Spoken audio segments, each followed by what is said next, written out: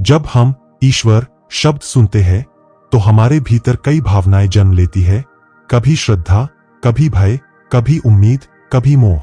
बचपन से हमें यही सिखाया गया कि ऊपर कोई शक्ति बैठी है जो हमारी हर गतिविधि देख रही है। अगर हम अच्छे काम करेंगे तो वह हमें इनाम देगा, अगर बुरे काम करेंगे तो वह सजा देगा। लेकिन क्या वास्तव में ऐसा कोई भगवान मौजूद है, या यह केवल इंसान की मानसिक रचना है?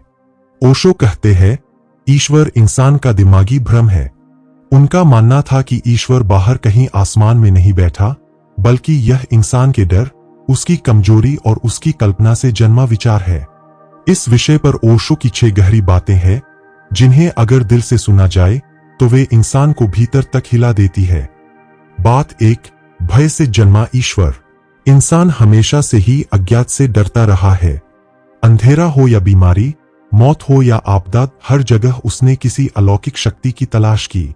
जब उसे कारण समझ नहीं आया तो उसने कल्पना की कि कोई ईश्वर है जो इन सब के पीछे है। यही डर धीरे धीरे उसकी श्रद्धा में बदल गया।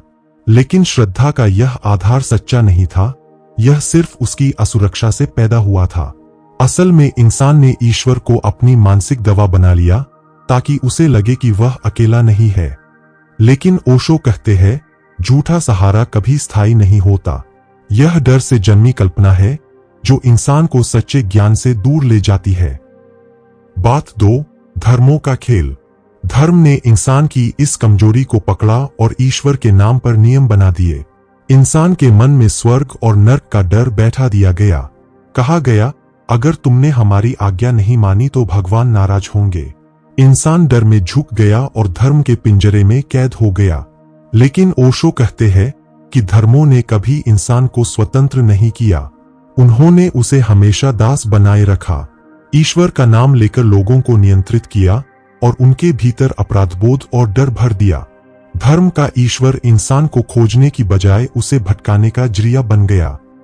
बात 3, मानसिक गुलामी और ईश्वर। जब इंसान हर छोटी बड़ी बात में ईश्वर की इच्छा देखने लगता है तो वह अपनी स्वतंत्रता खो देता है। वह सोचता ही नहीं कि उसके जीवन की बागडोर उसके अपने हाथों में है। यह मानसिक गुलामी का सबसे खतरनाक रूप है। ओशो कहते हैं कि यह इंसान को कायर बना देता है। वह असफलता का दोष भगवान पर डाल देता है, सफलता का श्रेय भी भगवान को दे देता है। नतीजा यह होता है कि इंसान कभी अपने भीतर की ताकत को पहचान ही नहीं पाता। असली स्वतंत्रता तभी है जब इंसान कहे, मैं ही अपने जीवन का निर्माता हूं। बात 4, अकेलेपन और सहारे का भ्रम। अकेलापन इंसान के लिए सबसे बड़ा डर है। जब वह भीतर झांकता है तो उसे लगता है कि कोई नहीं है। इस शून्य से बचने के लिए वह ईश्वर का सहारा लेता है। वह खुद से कहता है, भगवान मेरे साथ है, मुझे डरने की जरूरत नहीं। लेकिन ओशो कहते हैं कि यह केवल भ्रम है। यह ऐसा है जैसे कोई डरा हुआ बच्चा तकिए को पकड़कर सो जाए और माने कि मां उसके पास है। तकिया मां नहीं है, वैसे ही ईश्वर भी सिर्फ मानसिक कल्पना है। सच्चा साहस तब आता है जब इंसान अपने अकेलेपन को स्वीकार करे और उसमें उतर जाए। बात 5, असली सत्य भीतर की यात्रा। ईश्वर बाहर नहीं है, उसे कहीं आसमान या मंदिर में मत ढूंढो। ओशो कहते हैं कि सच्चा ईश्वर आपकी चेतना है। जब इंसान ध्यान करता है तो उसके भीतर से सारी परतें हटने लगती है। वह देखता है कि बाहर जिस भगवान को खोज रहा था वह उसकी अपनी आत्मा है। ध्यान ही असली धर्म है। इसमें कोई ग्रंथ, कोई नियम, कोई डर नहीं। ध्यान में उतरने वाला इंसान अपने भीतर की अनंत शक्ति से जुड़ता है। वह समझता है कि भगवान कोई और नहीं बल्कि उसकी खुद की जीवित चेतना है। बात 6, आजादी और जिम्मेदारी। ओशो कहते हैं कि जब तक इंसान ईश्वर पर निर्भर है तब तक वह कभी स्वतंत्र नहीं हो सकता। जिम्मेदारी से भागने वाला हमेशा कहेगा, जो हुआ भगवान की इच्छा थी, लेकिन यह सोच इंसान को गुलाम बनाए रखती है। सच्ची आजादी तब मिलती है जब इंसान अपने जीवन की पूरी जिम्मेदारी खुद ले। तभी वह कह सकता है कि मेरी असफलता मेरी है और मेरी सफलता भी मेरी है। यह स्वतंत्रता ही आनंद है। यही जीवन का असली उत्सव है।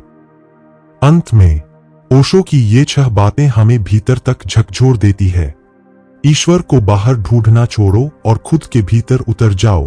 बाहर का ईश्वर केवल भ्रम है, भीतर की चेतना ही सच्चाई है।